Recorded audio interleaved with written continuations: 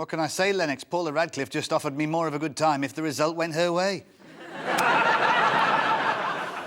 Tony Blair says that Britain will provide full air cover for the American invasion of Iraq, utilising planes capable of leaving the ground beneath them totally devastated. Concorde. Well, if the tail fin doesn't get them, the other bits falling off will.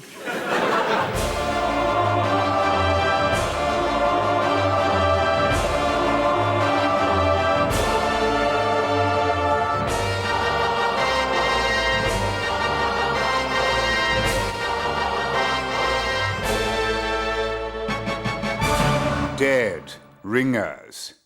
People of Britain, this is your Prime Minister. Embarrassed forehead, fake Rolex, dodgy wife. I know a lot of you would be thinking that I'd be furious with Cherie for getting mixed up with a conman like Peter Foster. You naturally assume I'd be angry with Cherie for ruining our good name. But I'm not. No. Because my name is not Tony Blair. No.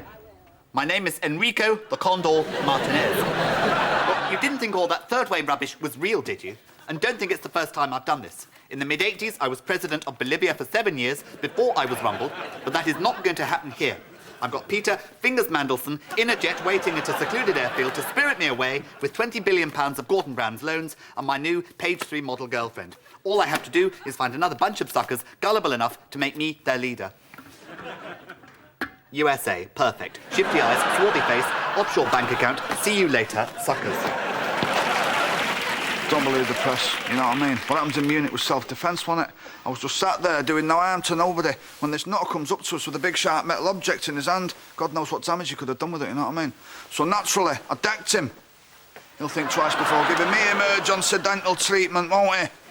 Anyway, I like him like this. You can fit more fags in, you know what I mean? We are the cheeky girls, we are the cheeky girls. Touch my bum, this is life. More on that story later. There has been a shock reaction to a foul-mouthed outburst by Charlotte Church at a concert in Cincinnati. To discuss this, I'm joined by geriatric shag maniac Mick Jagger. All right, Kirsty. Mick, can you believe Charlotte Church actually saying "F*** off, I don't do meet and greet" to a wheelchair-bound fan? Well, no, I think the thing is, I think she was well out of order.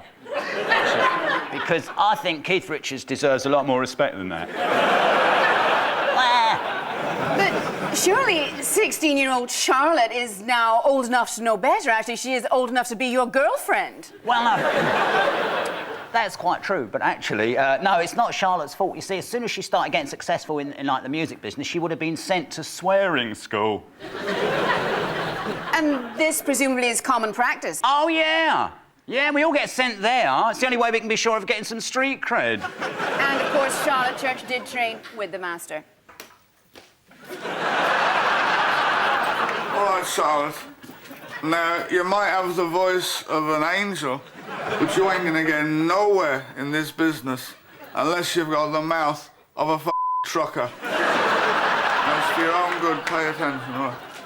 I am you are they are he, she, or it is we're all f***ing Now, what's the collective noun for a load of f***ers? A f***ing bunch of f***ing that's what. Now, have you done your homework? No, I haven't done my homework. It's not I haven't done it, it's I haven't f***ing done me pissing homework. Now, don't try giving me some f***ing excuse that the dog had it, because I had the f***ing dog. Now, stay there until you've finished it. Do I f***ing have to? By Jove, I think she's got it.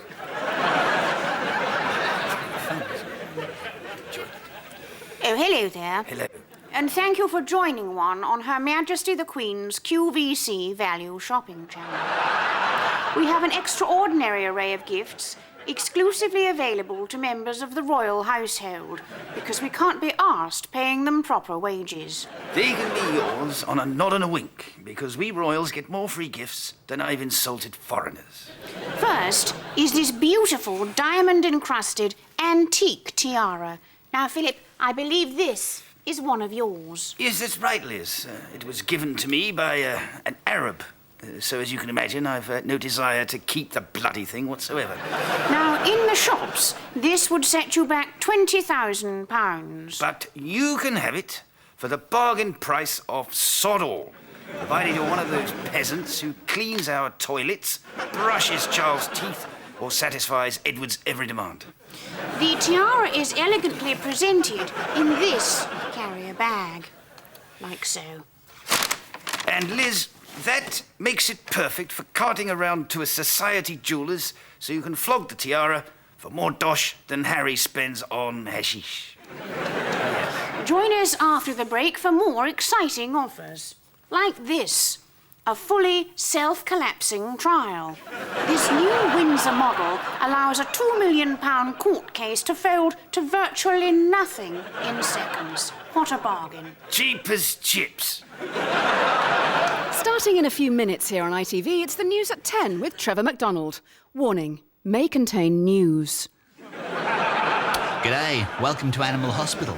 And I've got a brand new pathologist who's joined me on the show. So, Professor Ryan, what can you tell from looking at this little fella? Well, Rolf, what we have here is a man, 44 years of age, who lived in Hull, supported Bristol Rovers, once had a brief affair with the secretary, and drove a red Ford Capri with a silver stripe. It's a cute little hamster with a bit of a dicky tummy. You're wrong, Ryan. Wrong? Oh no, I'm never wrong. I'm Professor Sam Ryan, Gandhi with a medical degree. Look at the smile. The glimmering smile that reveals the truth within. Stone the dingoes, Ryan. The thing's a gerbil. Talk to the smile because the face isn't listening.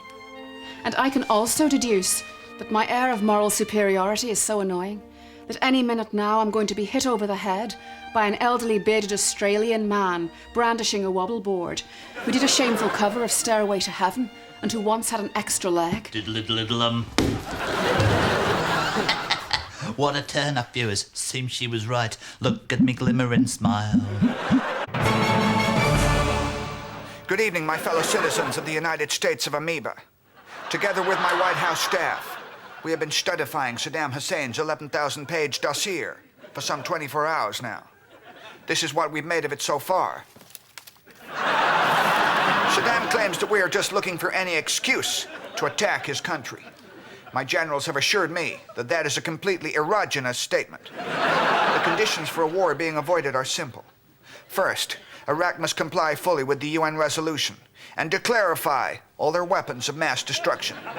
Second, the Iraqi parliament must be dissolved and the running of the country be handed over to Rachel from France. Third, Ramadan must be cancelled and replaced with the Macy's Thanksgiving Day Parade. Furthermore, every mosque in Baghdad must be converted into a Starbucks, and all Iraqi women must start wearing burqas and instead adopt as their national dress an itsy-bitsy teeny-weeny yellow polka dot bikini. Dear Reginald, I must confess, brother, that of late I find myself rather taken with Mr. Parsi. My dear Jane, I must urge caution on your behalf. He has a reputation as something of a cad in polite society. Parsi has a roguish eye for many an eligible young lady. Surely not. I tell you, he is a complete blackguard. Ah, here he comes. Hello, darling Jane. Yes, 'tis I, Ian McKellen, a.k.a. Villainous Cad, Mr. Parsi. Don't speak too soon, McKellen. Not you again, Rickman. This deliciously over-the-top villain's role is mine. Never. If anybody's gonna deflower that virgin in an implausibly melodramatic 19th century manner, it'll be me. But everybody knows I'm far more moustache-twirling and cruel than you are. Yes, but I'm more stiff-necked than you, and I do a great set of arched eyebrows. McKellen, I'll get your Regency supervillain role. Not if my miniature cannon has anything to do with it. That puny thing is no match for my Regency bazookoid blaster.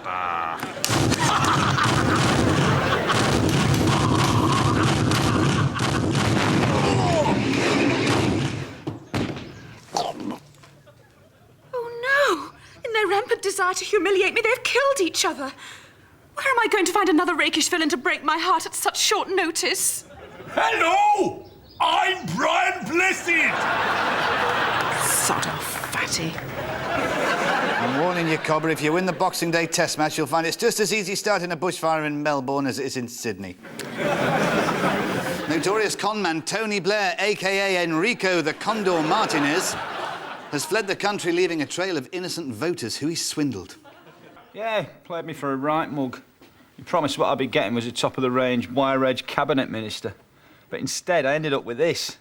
Well, in regards to, and furthermore, and if I could just be allowed to return to my first point, and I think I've had my say, so if you'll let me have yours as well, and whereas, and insofar as in so much, and I think you'll find in so much that so far is so much, and so much is so far then. That's when the voters realised they'd been fobbed off with a cut-and-shut politician. John Prescott was, in fact, just the back end of Dennis Healey, crudely welded onto the front end of a 1973 Morris Hillman. But this man fared even worse, as he fell for Blair's smooth-talking patter. Yes, I was completely taken in by the crook. I mean, I handed over 20,000 in good faith for this timeshare scheme he was flogging for a Downing Street property. Of course, I should have known it was too good to be true, but how am I going to explain to the wife that I'm not now going to be Prime Minister for 2 weeks next June after all? Come, my young apprentice.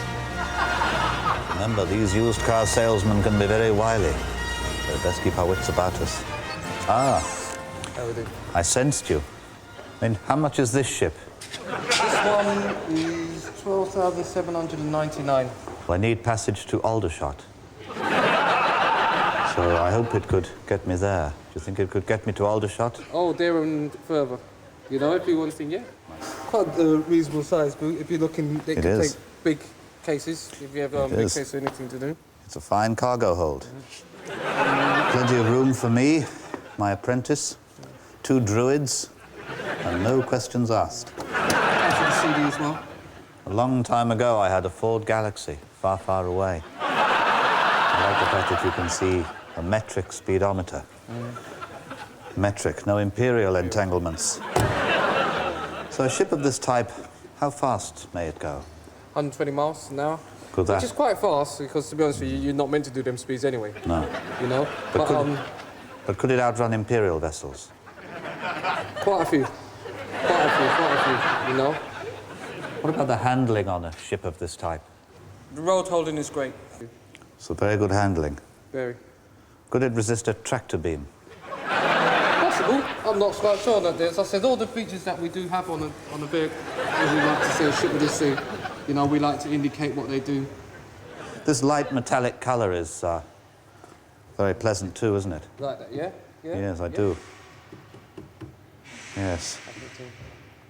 The colour of my last car was a little on the dark side. Can I spread the cost? Yeah. What sort of period you'd like to be able to arrange that, then we can arrange that, it's no problem. I can give you 2,000 now, and 15,000 when we get to Aldershot. You've been very helpful. As I can. Very helpful indeed, my friend. I foresee you will become a great master one day. I sense it too, my young apprentice. We meet again, old man. The circle is now complete. You cannot win, Darth. If you strike me down, you will lose your no-claims bonus.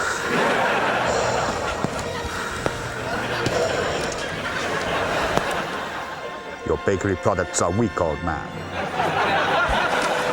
Luke!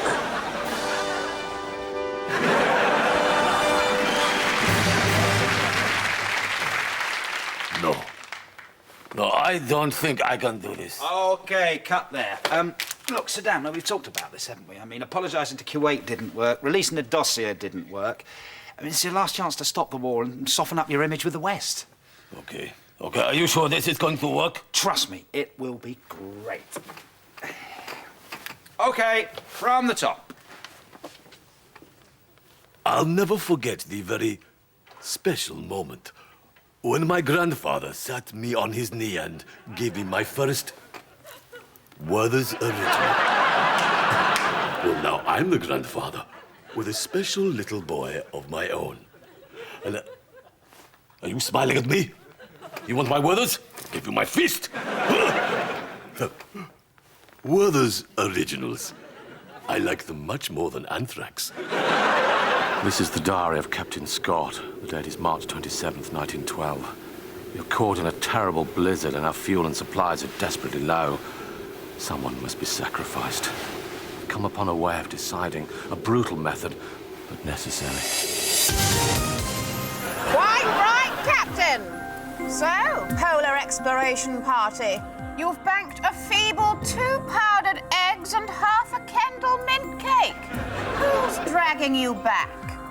Who's gone south in more ways than one? Who's the biggest iceberg on the continent? It's time to vote off the weakest explorer. Scott of the Antarctic. You voted for Captain Oates. Why? I don't think he can make it. Well, you've hardly covered yourself in glory, have you? You said you'd make it to the pole first, but Amundsen beat you by... A month. hardly a photo finish, was it? We had a number of technical problems beyond that. Save it for the penguins, Beardy. Captain Oates, by unanimous vote, you are the weakest explorer. Goodbye. I'm going outside now, and I may be gone some time. You'll be gone forever, matey. Now shove off.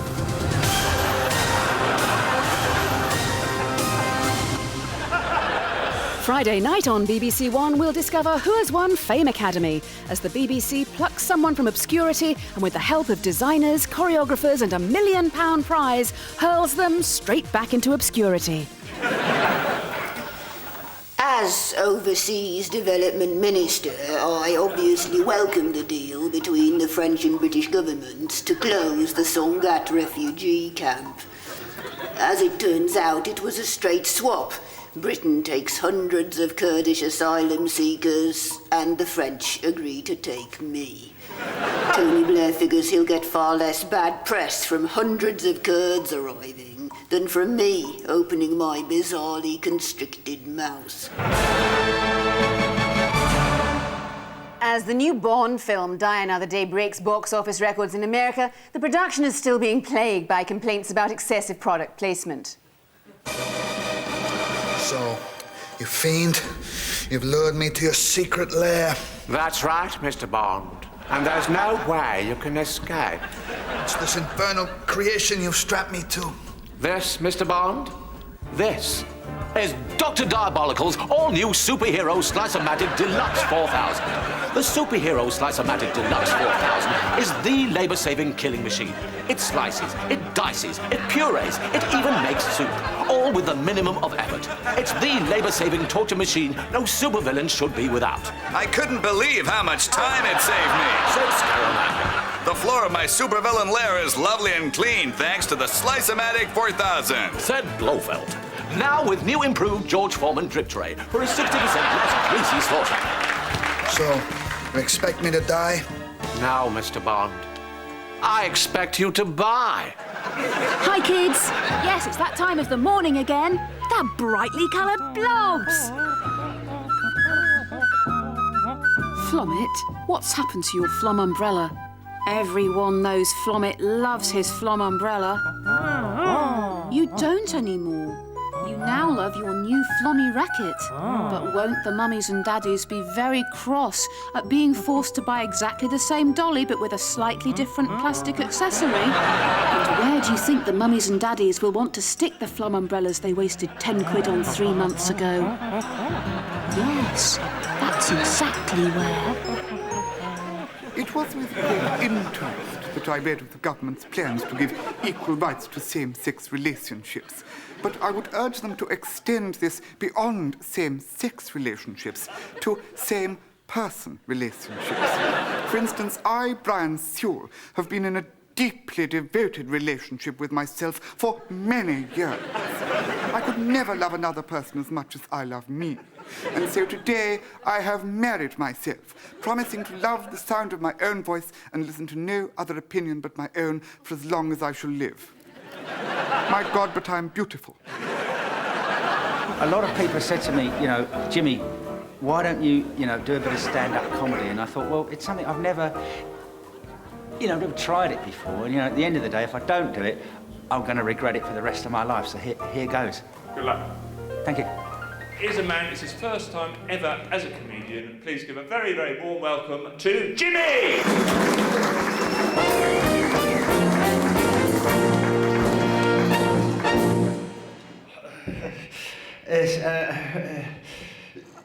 Hello. Yes. Good to see you. Yeah. Funny, really. This, you know, is my first. It is my first show, and obviously I'm going to be a little bit nervous, but, you know, at the end of the day, you know, people say to me, well, you know, why don't you sort of go out there and give it a go and see what happens. Listen to this. That's a funny noise, isn't it? Oh, dear. Anyway, do you remember the 70s? They got that funny thing, haven't they, about the 70s? What is it they say? About the 70s, they say, well, you know, if you, at the end of the day, if you know, can't remember the 70s, then obviously something quite bad probably happened, and you just erased it from your memory. Something terrible, whatever it was. Oh, God. The other thing I was going to say to you was about my grandfather. Do you know my grandfather? He used to tap dance on broken biscuits. He did. He didn't break them, but they were already broken. He used to just tap dance on them. Again, not a joke. It's something that actually used to happen. Mr. Hill, how did you feel that worked? Just the whole experience just filled me with this overwhelming sense of love and acceptance and adulation, I suppose. Really? No, I died on my arse.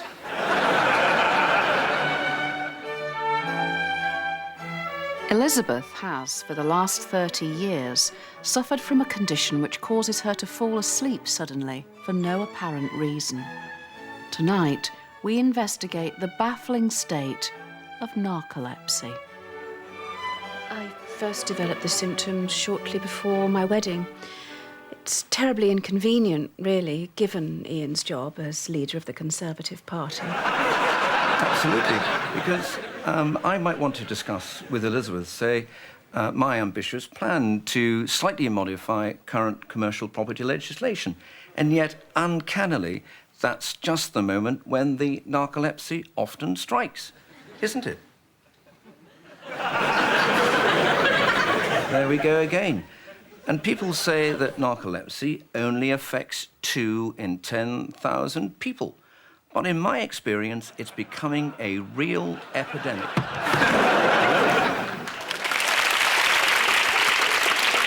My name is Greg Dyke, and I am Director General of the BBC. Now, you might have heard that now she's stopped playing that moaning Lisa on EastEnders, we're giving Lucy Benjamin her own cop show. Why? I'll tell you why. It's the same reason that Stephen Tompkinson, Nick Berry and Pauline Quirk all ended up being gritty cops. Because I once went out in the piss with Gloria Honeyford and ended up betting her that I could turn everyone in the BBC into hard-bitten detectives for my crime double shows. Well, a bet's a bet, innit? £2 I stand to win. And everyone means everyone. A vicious gang war has erupted on the mean streets of London, and it's up to one hard-bitten cop to stop it. Hello and welcome to the show. I'm ACDC Dale Winter. Blue wouldn't be caught dead in it. It's so last season. Doesn't look good, Gov. You're telling me. Blackheads, wrinkles, bags under the eyes. I've got one word for you, sweetheart. Botox. Never forget your face is your fortune. Gotta get it all done. Now, here's a little tip for all you budding detectives out there. You've got to get yourself a good grass. Organic wheatgrass. Brittany swears by it. Gov, we found these stashed in a holdall outside. It's just as I thought. Chanel's glimmering evening satin. Should get some of this for Martine. Well, it's time to review our suspects. So let's release those balls. It may be Mad Dog Murphy. His name's been linked with brutal slayings 57 times this year. If it's Hacksaw Murphy, that could be lucky for some. And it might be the 8th appearance this year for Crazy Sam. Bonus suspect is Dave the Hammer. Oh, and it's Killer Zed. Not seen him for a while. Now then, sweetheart, I've got to ask you a few questions. Is this shirt Gucci? Because I know Tom Ford sent a lot of black down the catwalks this autumn. What? Oh, look at this gold chain. I'm loving that. It's so retro. I know I shouldn't, but I adore it. Do you work out? Because you're in great shape. Are these highlights? They really suit you. Yeah. Lovely Dickie Davis thing going on. It's nice. I'm sorry, you've had those teeth professionally whitened. I mean, come on. He has, hasn't he? All right. I'll confess everything. The shipment times, a distribution network, I'll name names, I'll tell you everything, but please, no more compliments about my appearance. You are a pet. Mwah. Join us next week when I'll be hunting down a vicious serial killer, and S Club and Ricky Martin will be performing their new singles live. Till then, bye-bye. For me, Russell Crowe, to truly relax between takes on a movie, I seek out the pleasure that only a sparse, heartfelt, moving piece of poetry can offer. If not that, then I find shagging the second assistant director's wife up behind the back of the trailer normally is the trick. Don't be fooled by the rocks that I've got. I'm just Kirsty from the block. More on that story later. The government this week was accused of a fudge with its new hunting bill. I'm joined now by the Prime Minister. There has been no fudge, Kirsty. Furious Green Wellies, angry barber jacket, get off my land teeth. We simply decided against an outright ban on hunting with hounds in favour of a compromise proposal. Indeed. Rather than banning the fox hunt, we are banning bargain hunt. The cruelty on display is simply abhorrent, as can be seen from this shocking video smuggled out of BBC One. Hello and welcome to Bargain Hunt with me, David Dickinson, the only person who went to see the Austin Powers movies for the fashion tips. Now, I think today we're going to run a bargain hunter to ground. It is terrible to see these poor damn bargain hunters being set upon by baying antique dealers who force the most horrendous porcelain ducks, reclining lady figurines and novelty hat stands on them. People say it is harmless fun watching them suffer so terribly when all of this tat finally comes to auction, but I say it is barbaric. Desperate to mobilise opposition to an outright ban, a massive rally organised by the Pro-Bargain Hunt Alliance will take place this weekend in central London. We have one of the rally organisers on the line. Now, what the government seems to have forgotten is the terrible knock-on effect any ban would have on businesses. Without my harmless activities, countless tanning salons and probably thousands of hairspray manufacturers would be driven out of business. Many high-profile opponents to an outright bargain hunt ban have now started to come forward. Bargain hunting is a noble British tradition. Flogging off dodgy antiques to unsuspecting mugs has, for countless generations, been a way of life for my family and untold numbers of butlers here at the palace. Bargain hunting is part of the language. I've lost count of the number of times I've looked at Edward and thought, could be a duffer. And over on BBC One, starting in a few minutes, there'll be a chance to see that advert for the BBC's free new digital service. But don't worry if you miss it, because it'll be on again half an hour after that, and then again, and again, and again, right throughout the night until it reaches the stage you'll be wanting to rip your own face off and stick it up Stephen Burkoff's jacksie. You don't deliver those Van Goghs to the drop-off point we agreed, Sunshine, and it'll be more than your ears getting cut off. Just like he did with Brooklyn, David Beckham has now had the name of his second child, Romeo, tattooed onto his back. Here's hoping he calls his next child Kick Me Hard.